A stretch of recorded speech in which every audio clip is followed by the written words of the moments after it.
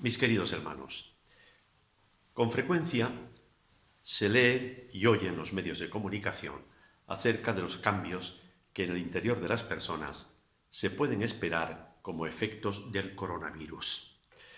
Sí que se están apreciando cambios a efectos externos de las personas.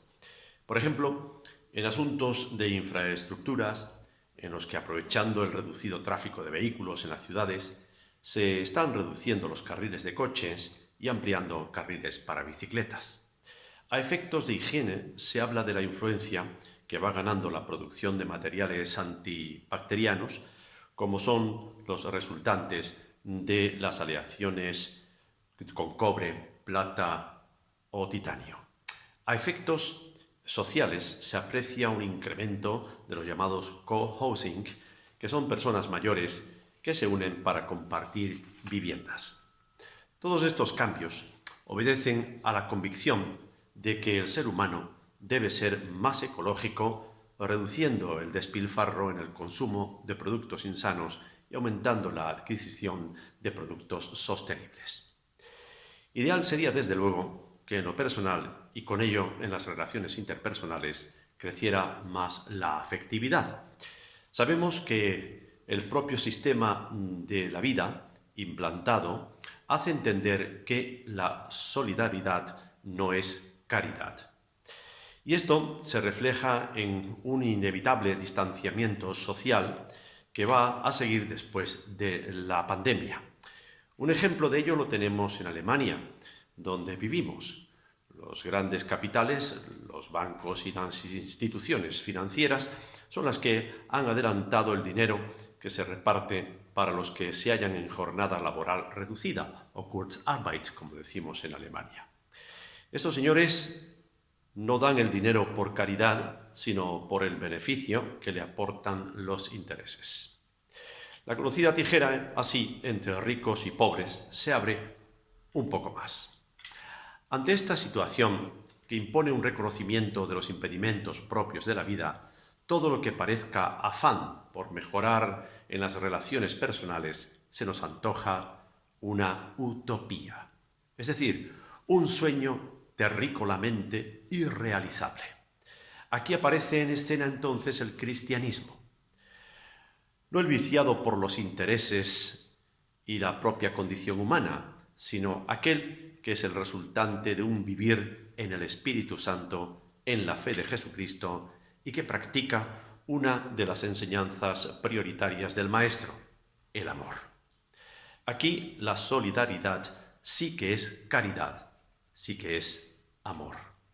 El texto de este domingo es inspirador. Con qué esmero el escritor Lucas nos describe el estado de la primera iglesia en Jerusalén. Así leemos en Hechos de los Apóstoles, capítulo 4, el versículo 32.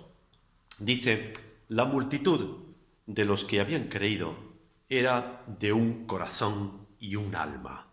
Ninguno decía ser suyo propio nada de lo que poseía, sino que tenían todas las cosas en común. Qué preciosa unidad la que vivía la iglesia de Jerusalén. Una multitud, más de 5.000 personas, pero un corazón y un alma. Nada suyo propio, sino de todos en común, sin egoísmos, derechos de pertenencia, intereses ocultos, una unidad resultante de, escribe Lucas, los que habían creído. ¿En quién? En Jesús el resucitado, en la presencia de Dios mediante su Espíritu Santo. Esta unidad de los hermanos en particular y de la Iglesia en general queda enfatizada por la unidad que también mostraban hacia la Iglesia los apóstoles. Leo del versículo 33. Y con gran poder los apóstoles daban testimonio de la resurrección del Señor Jesús, y abundante gracia era sobre todos ellos. Así escribe Lucas. Los dirigentes, con su fe a prueba de muerte, predicaban a Jesús resucitado. Y la gracia de Dios, dice el texto, es decir, como un regalo, la presencia de Dios estaba con ellos. Los efectos de aquella unidad la describe nuestro escritor como sigue en los versículos siguientes, versículos 34 y 35.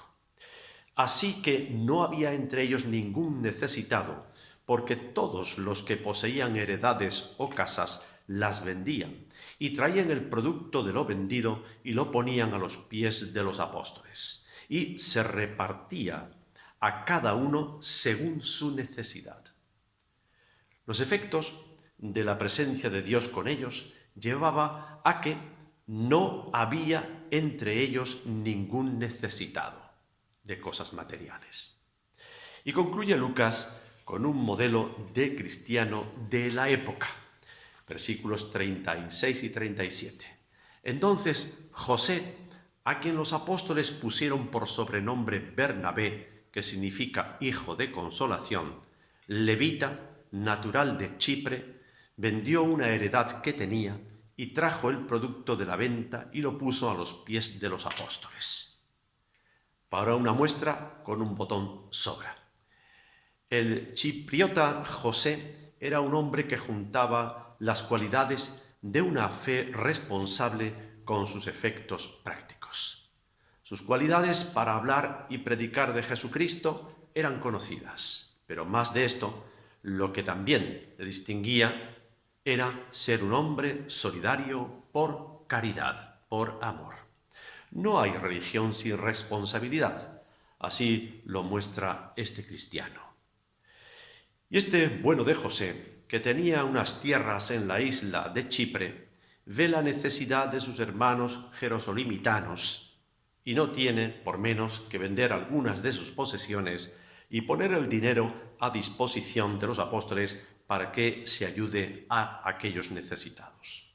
Estas cualidades le granjeó el sobrenombre de Bernabé, un nombre derivado de Bar-Bená, o sea, hijo de la profecía. Un hombre con la capacidad propia del profeta, de asistencia y consuelo. Este pasaje nos ilustra lo que la fe en Jesús y la asistencia del Espíritu Santo pueden hacer en la humanidad. Naturalmente, que no podremos esperar que ni siquiera esta predicación pueda servir para que el mundo cambie y sea solidario sin intereses mezquinos.